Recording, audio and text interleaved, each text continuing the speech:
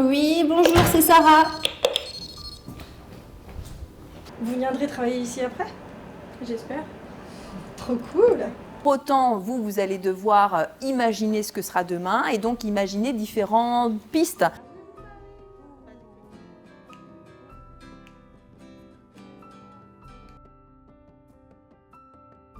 Peut-être inconsciemment, j'étais animée par le fait de vouloir m'occuper des autres, essayer d'agir sur quelque chose sur lequel on n'a pas forcément toujours une possibilité de prise. Ce qui m'intéresse, c'est que quand je repars à la fin de la journée, je veux avoir été utile 1 minute, 2 minutes, 10 minutes pour des gens autour de moi et avoir apporté quelque chose de plus, tu vois. Et donc moi, ma vocation, c'est plutôt ça en fait. Moi, quand je rentre chez moi le soir, je suis fière de moi parce que j'ai aidé les gens, j'ai soigné des gens, j'ai parfois sauvé des vies. J'ai vraiment cette fierté personnelle de me dire j'ai été utile à la société, aux gens, aux malades. En plus des gens, moi je dis toujours, les malades n'ont jamais choisi d'être malades.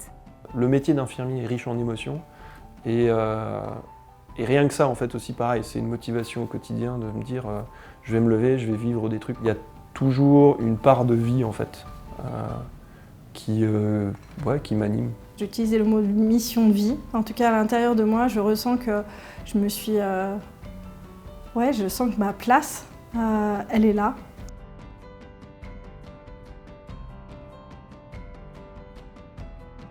Faire en sorte qu'un collectif fonctionne, il faut quand même qu'il y ait un engagement pour ce collectif. Si tu arrives à faire d'une équipe qu'elle travaille bien ensemble, alors qu'elle ne s'entend pas forcément lui et elle, ça c'est le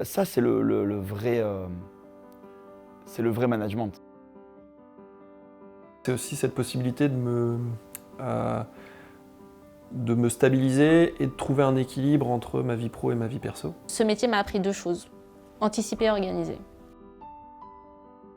Il y a un univers extraordinaire qui n'attend que des talents et surtout un cœur et de l'humanité. Faire carrière dans la santé, c'est extraordinaire.